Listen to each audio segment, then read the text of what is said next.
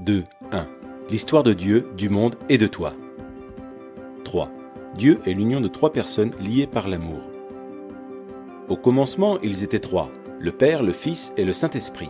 Non pas trois dieux différents, mais un Dieu, union indissoluble de trois, une triunité ou trinité. La Trinité n'est pas un problème de maths ou une ancienne énigme. C'est la bonne nouvelle que Dieu est amour. Depuis toujours, le Père a aimé son Fils dans l'unité de l'Esprit. Comment pouvons-nous nous représenter cela ? En fait, le Fils de Dieu est l'image de Dieu. Il nous donne accès à la vie de Dieu. Ainsi, considérons par exemple la scène du baptême du Fils de Dieu. Nous y voyons le Saint-Esprit descendre sur lui, tandis que le Père déclare « Tu es mon enfant bien-aimé, tu fais toute ma joie ». Cette scène est un aperçu de la vie éternelle de Dieu. Le Père a toujours aimé son Fils avec la joie du Saint-Esprit. Mais cet amour était trop beau pour qu'il le garde pour eux. Le Dieu d'amour souhaitait le partager. Ainsi, le Père a fait un monde au travers de son Fils et par son Saint-Esprit, car il veut que des milliards d'enfants rejoignent sa famille. Toi et moi avons été créés pour entendre cette déclaration. Tu es mon enfant bien-aimé, tu fais toute ma joie. Le sens de la vie, c'est de trouver notre place avec eux. 2. L'histoire du monde est l'histoire de deux hommes. Dieu a placé un homme, Adam, à la tête de l'humanité pour qu'il la bénisse et prenne soin d'elle. Mais Adam se détourna de Dieu, se replia sur lui-même et plongea le monde dans la mort et la malédiction. L'humanité fut déchue de la grâce. Maintenant, nous partageons tous cette humanité brisée et nous ressentons les effets de sa malédiction. La race humaine est comme un sapin de Noël qui a été abattu et arraché de sa terre naturelle. On peut se déguiser avec des décorations fantaisistes, on peut effectuer toutes sortes de bonnes actions. Mais nous périssons. Nous n'avons aucune vie spirituelle en nous et nous nous dirigeons vers notre perte. La race d'Adam est sous la condamnation de Dieu. Dieu a prononcé un non définitif à ce mode de vie parce qu'il veut quelque chose de très différent pour nous. Il veut que nous trouvions tous la vraie vie dans un second Adam. Jésus-Christ. Le Fils est venu sur terre en devenant un simple homme et fut nommé Jésus. Il est entré dans notre monde brisé et a pris en charge notre cause perdue. Comme un champion qui gagne la course pour nous, Jésus prit place dans nos chaussures et vécut la vie parfaite que nous ne pourrions jamais vivre. Puis, sur la croix, il mourut d'une mort maudite, mort qui devait être la nôtre. Mais en faisant cela, il prit la nature maudite d'Adam et l'anéantit. En effet, 3 jours plus tard, il revint à la vie, avec une vie vraiment nouvelle, là où il n'y a ni mort ni malédiction. Il nous invite maintenant à entrer dans sa vie et dans sa famille. 1. Tu fais un avec Adam. Feras-tu un avec Jésus ? Par notre naissance, nous faisons un avec Adam. On dit bien tel père, tel fils. C'est pourquoi nous partageons aussi sa nature égoïste, sa mort et sa malédiction. Unis à Adam, nous n'avons pas de vie en nous-mêmes et aucun espoir pour l'avenir. Mais Jésus vient pour offrir une incroyable union avec lui. Telle une branche de sapin de Noël, nous pouvons être coupés de l'arbre Adam et greffés à l'arbre Jésus-Christ. Pensez aussi à une autre image d'union. Nous pouvons faire un avec Jésus comme dans un mariage. Imaginez un mariage entre un prince et une mendiante. Elle est sale et pauvre, avec un nom honteux et un avenir sans espérance. Pourtant, le prince l'aime et s'offre à elle dans le mariage. Dès qu'ils sont unis, que se passe-t-il ? Le prince prend toutes les dettes de son épouse et elle reçoit toutes les richesses de son prince. Il couvre son nom honteux et lui donne son nom. Elle est invitée dans sa vie, sa famille et son héritage.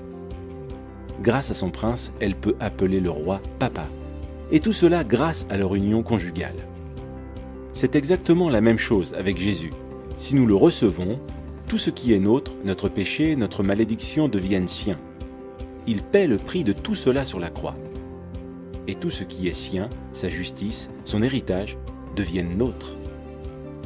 Si nous faisons un avec Jésus, dès maintenant nous sommes adoptés dans la famille. Son esprit devient notre esprit, son Père devient notre Père. Nous appartenons à ses frères et sœurs dans l'Église, nous prions le même Père et l'entendons exprimer son amour pour nous par ses paroles. Tu es mon enfant bien-aimé, tu fais toute ma joie. Ce sont nos privilèges maintenant. Et quand Jésus reviendra, nous participerons aussi à sa vie physique et immortelle. Il ramènera nos corps à la vie et créera un monde nouveau, juste et droit. Ce jour-là, Dieu jugera le monde, confirmant à jamais son non à Adam et son oui à Jésus-Christ. Tu fais un avec Adam, mais il n'y a aucun avenir dans cette vie-là. Cependant, les bras tendus vers toi, Jésus te lance une invitation. Il s'offre à toi, te donne sa vie même, sa famille et son avenir. Il est à toi si tu veux l'inviter dans ta vie. Fais un avec Jésus. Les trois t'invitent dans leur cercle d'amour. Les deux déterminent le monde. Veux-tu faire un avec le Fils de Dieu ?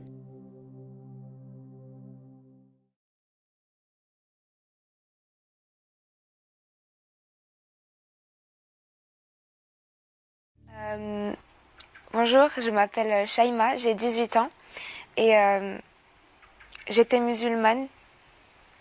Alors, je pratiquais, mais pas selon les rites de l'islam, parce que il y avait beaucoup de choses dans l'islam où j'étais pas d'accord, et je suis pas le genre de personne qui me force à faire quelque chose où je suis pas d'accord. Du coup, comme par exemple par rapport à la prière, je ne voulais pas m'obliger à faire des choses, etc. Du coup, je parlais à Dieu comme je parle à une amie, à un ami. Et il y a beaucoup de choses comme ça qui ont suivi. Et donc voilà, je suis arrivée à une période de ma vie où, donc personne ne le sait, hein, seulement moi, je suis arrivée à une période de ma vie où je me suis radicalisée. Et vous avez sûrement vu à la télé, quand des personnes témoignent par rapport à quelqu'un de radical, vous entendez souvent dire que la personne était timide, qu'elle n'avait pas l'air d'être radicale, etc. Et ben moi j'étais ce genre de personne, j'étais la personne douce qui prêchait même la paix. C'est très hypocrite, je sais, mais je prêchais la paix alors que je voulais tuer à côté. Je détestais les chrétiens. Personne ne le savait, personne. J'avais une plateforme de réseaux sociaux où je prêchais la paix, mais j'étais très hypocrite. Et donc une amie à moi m'avait beaucoup influencée. Et elle disait des choses horribles. Elle m'influençait dans le sens où le gouvernement français n'allait pas me privilégier. Il n'allait pas me donner ci et ça. Et moi j'étais trop d'accord parce que j'étais anti-système en quelque sorte. Et du coup, je gobais tout ce qu'elle me disait. Et elle est très forte parce que dans sa manière de parler, elle était très maternelle. Et ça m'a vraiment aidée. Je voulais aller là-bas. Pour moi, c'était le paradis, la Syrie. Et donc, je lui ai demandé ce qu'elle allait faire là-bas, parce qu'elle allait y aller, elle aussi. Elle m'a dit qu'elle allait aider les orphelins, dont les parents ont été tués par, je pense qu'elle m'avait dit la Russie ou la France, je ne sais pas. Et moi, j'avais trouvé ça beau, et je voulais faire la même chose. Mais en réalité, c'était pas ça qu'elle allait faire. Elle voulait juste m'emmener avec elle. Et donc, à partir de cette période-là, j'ai commencé à vraiment changer complètement. Faut savoir que j'étais devenue vraiment dépressive, suicidaire. J'ai tenté de me suicider 3 fois. Et j'y allais pas mollo, quoi. Donc, tout ça, en fait, à travers tout ça, je vois à quel point Dieu m'a touchée, parce que j'ai essayé de me suicider dans des manières complètement folles. Et quand on voit que je suis encore vivante aujourd'hui, on voit que c'est Dieu. Ça peut pas être quelqu'un d'autre. Et donc, j'avais complètement changé, mon caractère a complètement changé. Je suis devenue méchante, j'ai commencé à me droguer, à fumer. J'ai fait des choses tellement stupides, je voulais me détruire, je voulais disparaître parce que ça m'a brisée. J'aimais regarder des vidéos de décapitation, des trucs... J'étais quelqu'un de très mauvais et j'aimais me sentir supérieure. Et je suis restée comme ça quelques années. Et il arrive le jour où j'en ai marre, où je me dis qu'en fait je veux vivre, c'est juste que je sais pas comment. Je veux être heureuse, mais je sais pas comment. Et donc j'ai commencé à rechercher Dieu, mais j'aimais pas Dieu. Parce que pour moi, Dieu, c'était quelqu'un de cruel, que c'était à cause de lui que je me sentais comme ça, etc. Et donc un jour, je suis tombée sur mes genoux, j'ai dit, Dieu, je sais pas comment tu t'appelles. Je veux juste que tu me répondes, parce que moi, je suis prête à donner ma vie pour toi. Mais je veux savoir qui tu es. Et donc pendant plusieurs semaines, j'ai pas eu de réponse, j'ai perdu espoir, etc. Et il faut savoir que j'aime beaucoup la lecture. Et ma mère, vous savez, les mères africaines, quand elles trouvent des choses gratuites, elles ramènent en quantité. Et donc, elle me ramenait beaucoup de livres. Et sans le savoir, ma mère, qui est donc musulmane, elle m'a ramené une Bible. Et j'ai commencé à la lire pour prouver aux chrétiens que c'était complètement faux. Ils croyaient en un conte de fées, en quelque sorte. Et j'ai été l'arroseuse arrosée. J'ai commencé à lire donc à partir de la moitié du livre, le Nouveau Testament, et j'ai dit, ça commence bien. On commence pas un livre par le milieu, mais bon, j'ai continué. Et j'ai commencé à trouver une paix, une sagesse que j'avais jamais trouvée avant. Et la petite fille que j'étais quand j'étais toute petite, elle recherchait ça. Et elle n'avait pas trouvé dans ce monde cruel. Et du coup, là, je me rappelais de tout ça et j'étais un peu nostalgique. Je me dis, si moi, en fait, j'avais lu qu'il fallait aimer ses ennemis, qu'il fallait prier pour eux, etc.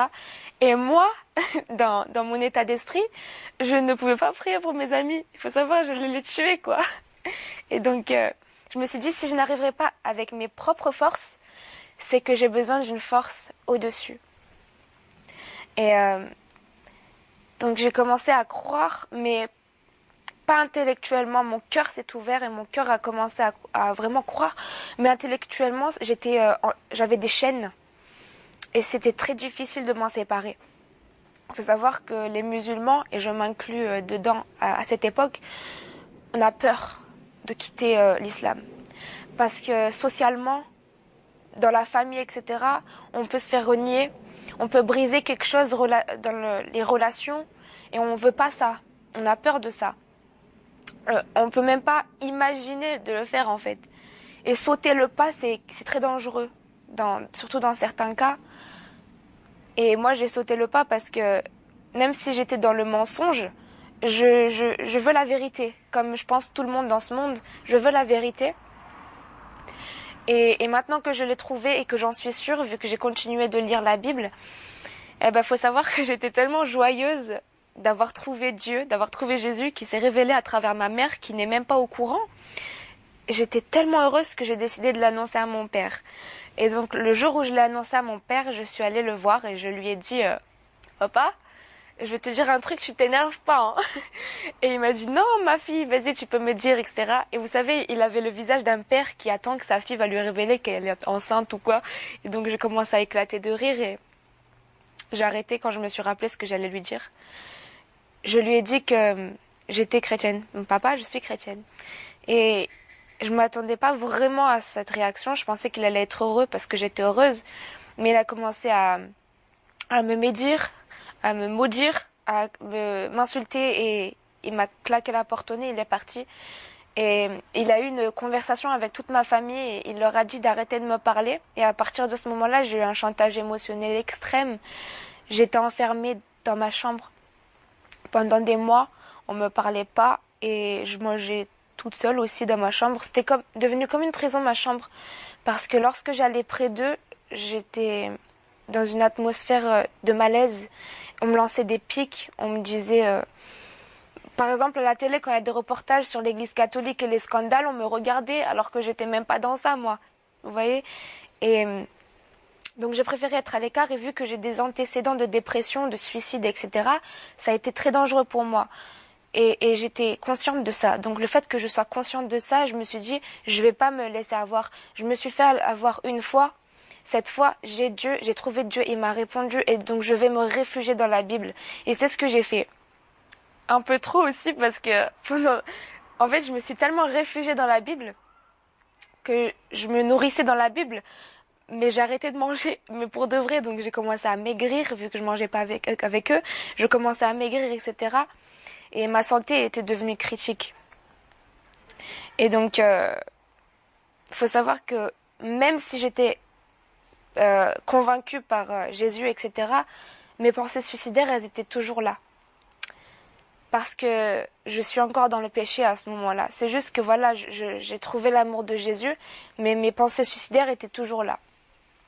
Et faut savoir, j'étais pas seulement suicidaire, mais j'ai prévu mon suicide et il était prévu cet été. Et le Seigneur, il m'a dit, donc je l'ai pas entendu audiblement, mais il m'a mis dans mon cœur le fait que je n'allais pas faire ça. Et je m'étais énervée parce que j'étais très fière et je me suis dit, ouais mais tu me dis pas ce que je dois faire. Je comprenais pas à ce moment-là.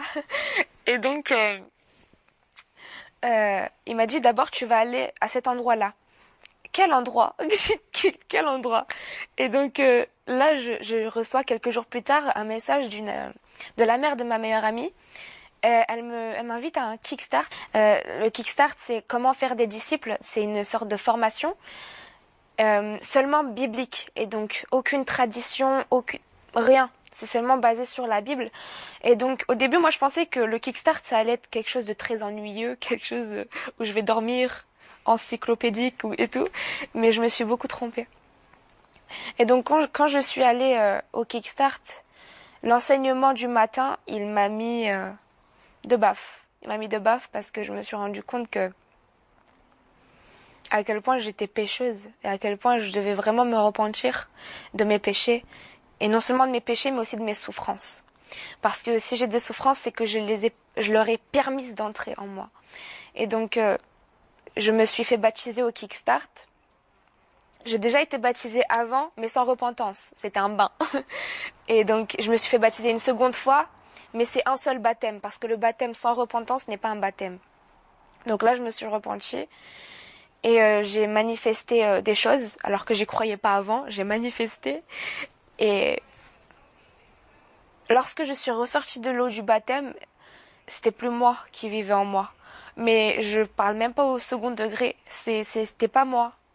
Je ne sentais plus ce poids. Il y avait plus ce poids et je me sentais vide. Vide, mais en même temps remplie d'un amour que je n'avais jamais eu. Parce que je m'étais déjà sentie heureuse auparavant, mais je pensais que j'étais au maximum et j'avais tort. Et donc, là, le Seigneur, il m'a donné une révélation et il m'a dit, quand je t'avais dit que ce n'était pas le suicide que tu allais commettre, c'est que tu vas donner la vie. Et moi, j'ai fait quoi? Mais je suis pas enceinte.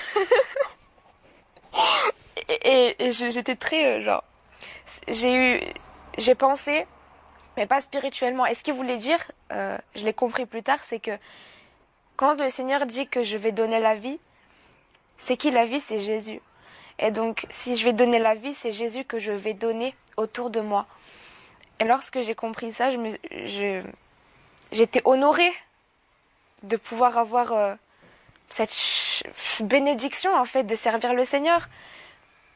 Et j'ai commencé à faire grandir ma confiance en moi, à connaître mon identité en Christ. Et c'était tout simplement merveilleux. Et donc là-bas, donc c'était au Kickstart de Montpellier, j'ai connu des personnes merveilleuses. Donc j'ai des nouveaux contacts et cette semaine-là, j'étais une semaine à Paris avec donc Yon et Steven.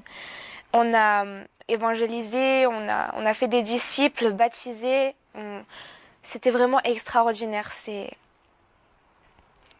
beau.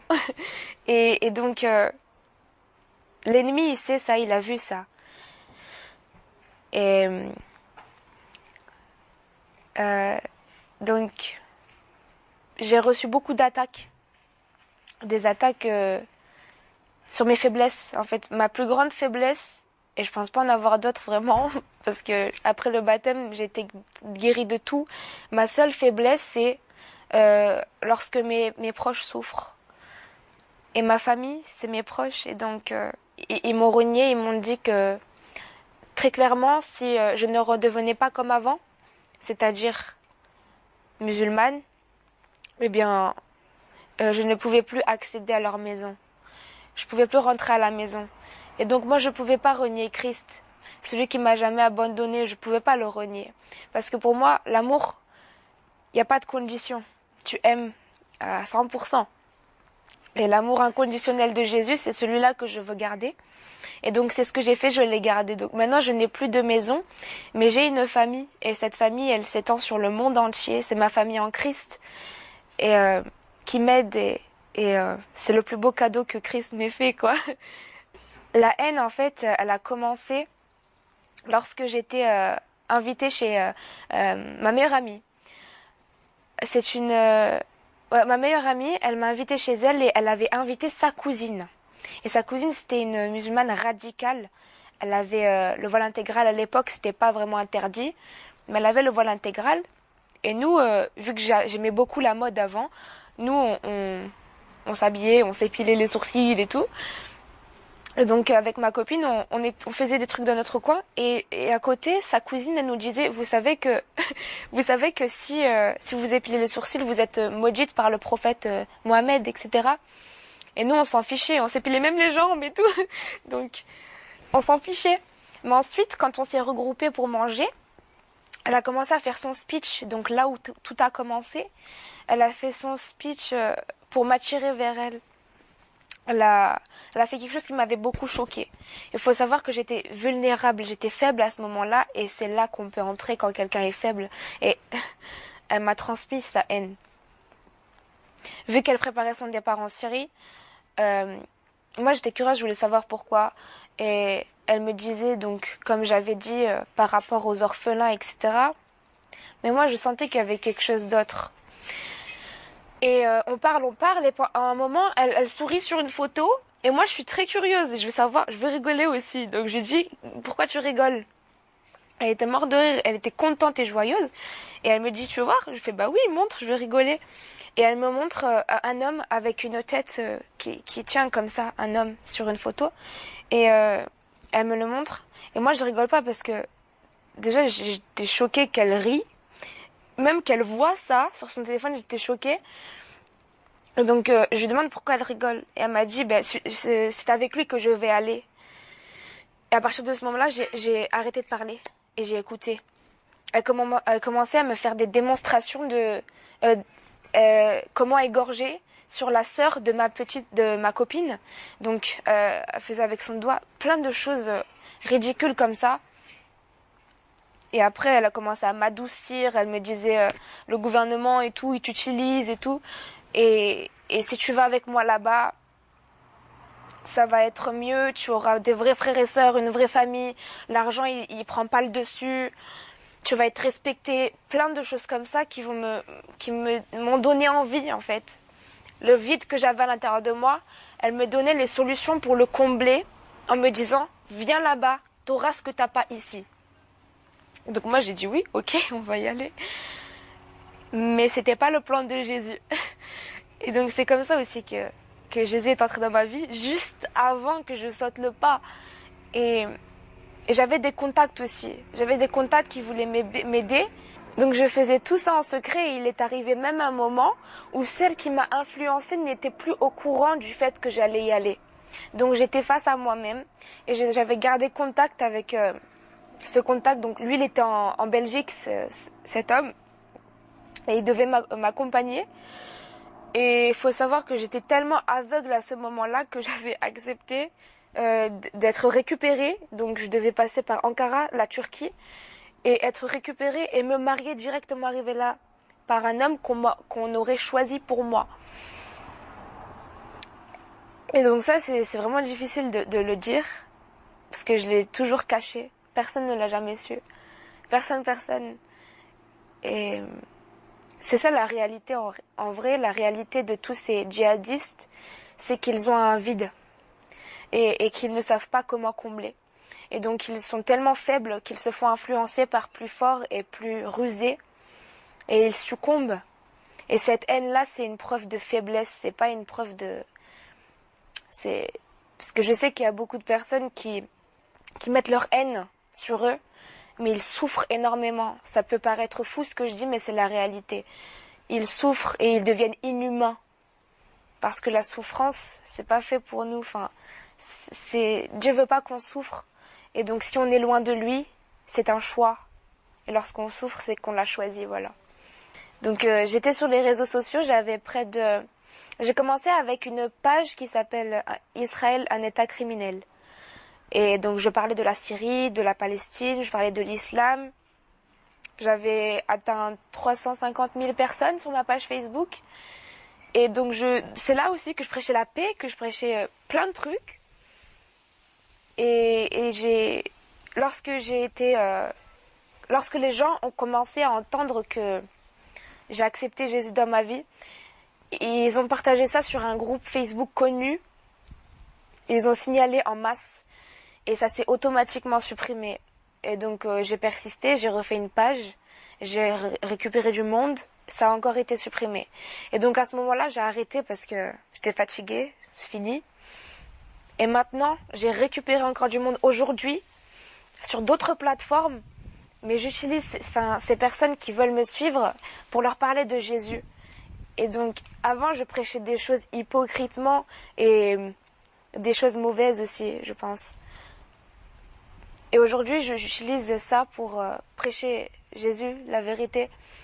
Et ça marche très bien. C'est vraiment magnifique. Il y a beaucoup de personnes, dont des musulmans, qui viennent et qui veulent en savoir plus sur Jésus, qui veulent se baptiser, qui veulent être nés de nouveau. Et ça, c'est juste magnifique.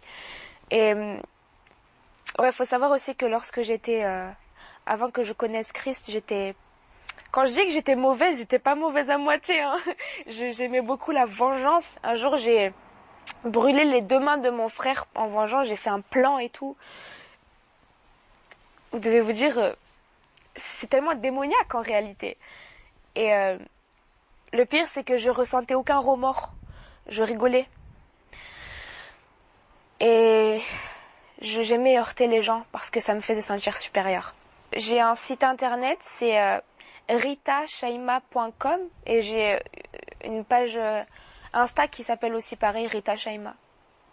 Et donc, en fait, je sais que beaucoup d'entre vous, vous attendez mon témoignage et je ne l'ai jamais fait pour cette raison-là, parce qu'il est assez puissant.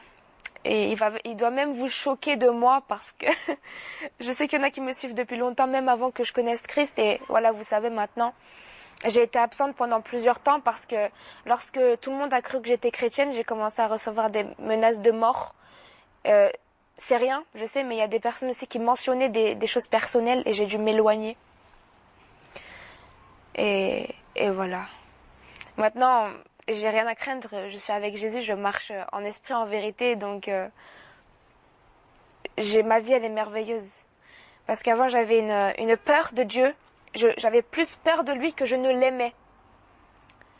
Et c'est ça que je n'ai pas trouvé dans le Coran. Dans le Coran, quand j'allais mal et que j'avais besoin d'être consolée, j'avais besoin de Dieu. J'allais lire le Coran et je voyais trop de choses qui parlaient de l'enfer, trop de détails sur l'enfer. Et pour moi, trop de détails sur l'enfer, c'est inutile.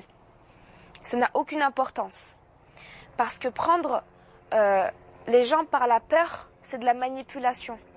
Alors que lorsque je lisais la Bible, quand Jésus parle de l'enfer, il en parle très brièvement. Et ce qui l'intéressait, c'était pas de nous faire peur, mais de nous faire comprendre que c'était une place à ne pas vouloir aller. Et donc il parlait de grincement de dents et de gens qui souffrent là-bas. Et donc juste avec ça, les gens à qui il prêchait comprenaient que c'était pas une place qui était cool. C'était pas un club, tu vois. Et donc j'ai réussi à différencier avec ça, avec le fait que Dieu n'est pas un boucher, c'est un père, c'est notre père. Et donc faut pas retenir ses fidèles avec la peur, mais avec l'amour. Et si on retient quelqu'un avec l'amour, c'est encore plus sincère, c'est honnête. Et la motivation, quand la motivation c'est l'amour, c'est véridique, c'est la vérité. Alors que la peur n'est que mensonge et elle ne vient pas de Dieu. Je vais prier en fait aussi pour vous et aussi pour les musulmans particulièrement parce que il y a cette tendance où on grandit avec ces chaînes, où on croit qu'on ne pourra jamais sortir de ça. Je sais qu'il y en a qui souffrent, je sais qu'il y en a qui m'écoutent et qui souffrent de ça. Mais je vous assure que Dieu, on peut avoir une vraie relation personnelle avec lui. Ce n'est pas que vous qui pouvez lui parler, mais il vous parle aussi. Et il est écrit dans la Bible, vous me chercherez, vous me trouverez si vous me cherchez de tout votre cœur, je me laisserai trouver par vous. Et donc, Dieu vous aime et il est à l'affût, il vous attend, il veut vous pardonner et c'est en Jésus-Christ qu'il veut vous pardonner. Donc s'il vous plaît, enlevez tous ces préjugés sur Jésus qui n'est pas le Fils de Dieu, sur la Bible falsifiée. Et s'il vous plaît, intéressez-vous vous-même à la Bible. Et donc, merci Seigneur de m'avoir permis donc d'être près de toi. Merci Seigneur de me donner cette opportunité vraiment de partager mon témoignage sans peur cette fois, de me permettre de supporter la persécution. C'est un honneur Seigneur de souffrir pour toi parce que je sais que lorsque les ténèbres voient la lumière, ça devient vraiment agité. Donc je prie Seigneur aussi pour les musulmans qui m'écoutent. Touche-les, papa, touche-les, montre-leur que ton amour vaut je ne sais quelle terreur et que la terreur, elle a déjà été vaincue à la croix. Et que tu es celui qui a vaincu cette terreur. Et Jésus, tu es le premier et le dernier. Tu es le commencement et la fin. Et personne ne vient au Père si ce n'est que par toi. Donc je prie aussi, Seigneur, pour que toutes ces personnes qui m'écoutent soient bénies dans le plus profond de leur cœur et qu'elles puissent te connaître un jour. Dans le nom de Jésus. Amen.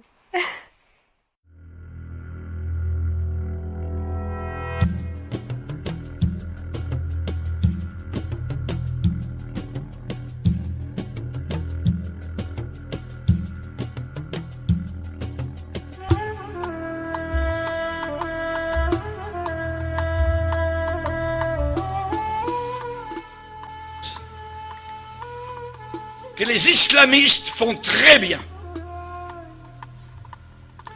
Actuellement, les chrétiens d'Égypte bénissent le Seigneur pour l'État islamiste.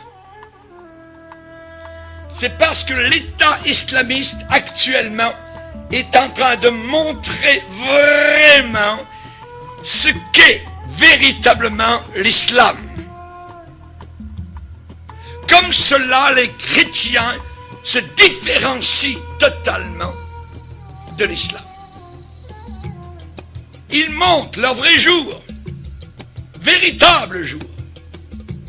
Religion de haine, un islamiste, il vit dans la peur, continuellement. On peut lui couper la tête, on peut lui couper les mains au nom de son Dieu Allah, qui est un faux Dieu, qui est un démon. Il se regarde le visage dans le miroir, il a peur. Il ne sait pas. Quand il prie, il se met à genoux, il a peur. Il vit dans la peur. Nous les chrétiens, nous sommes véritablement la religion de paix, la religion d'amour. Nous pardonnons. Nous pardonnons. L'islam ne pardonne pas. C'est une religion de vengeance. Le secret d'une vie paisible.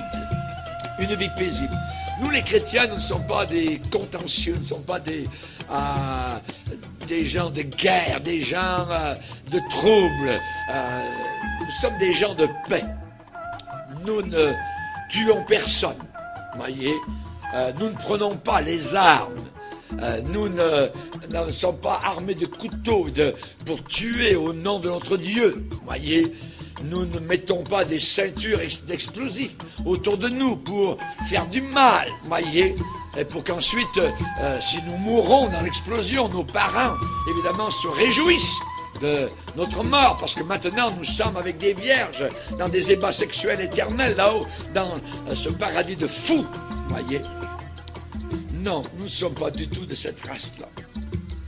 Nous avons, nous, le secret d'une vie paisible, l'éternel. Pas Allah, l'éternel. Le nom de Dieu, c'est l'éternel. Ce n'est pas Allah. L'éternel est mon berger. Je ne manquerai de rien. Dans les locaux de ce journal, Charlie, eh bien, il y avait un homme du gouvernement français qui déclarait en disant, eh bien, ces gens-là tuent. Et d'autres, sur le panel, étaient en train de déclarer, oui, mais on peut avoir des gens fanatiques dans d'autres religions, parmi les bouddhistes, parmi les chrétiens, les catholiques, tout ça. Mais l'autre, répondant sur le panel, en disant, mais oui, mais ceux qui se disent chrétiens ne tuent jamais. Ils ne tuent pas. Ils peuvent être têtus, ils peuvent croire à toutes sortes de folies, mais tandis que les islamistes tuent. Au nom de leur Dieu, au nom de Allah. Nous, chrétiens, nous avons une façon de vivre. Et lorsque des musulmans lisent la Bible, ce qui leur est interdit normalement, arrive à Matthieu chapitre 5, où Jésus dit « Aimez vos ennemis. Priez pour ceux qui vous haïssent. » le musulman est totalement étonné devant ce que Jésus demande. Parce que dans son livre à lui, nous le verrons durant la conférence, la fameuse conférence, et elle va être sur Internet, ça s'appelle « Le Coran et le Christ ». Ceux qui nous écoutent actuellement peuvent aller voir donc sur Internet « Le Coran et le Christ ». Et vous allez voir donc ce que le Coran déclare et ce que la Bible déclare. Si vous descendez dans le Coran, vous descendez dans un enfer. Quand vous lisez la Bible, vous prenez une bouteille d'oxygène céleste, de pardon, de libération, voyez. Alors que l'intégrisme islamiste, eh bien, assujettit des peuples entiers sous la férule des démons et de Satan.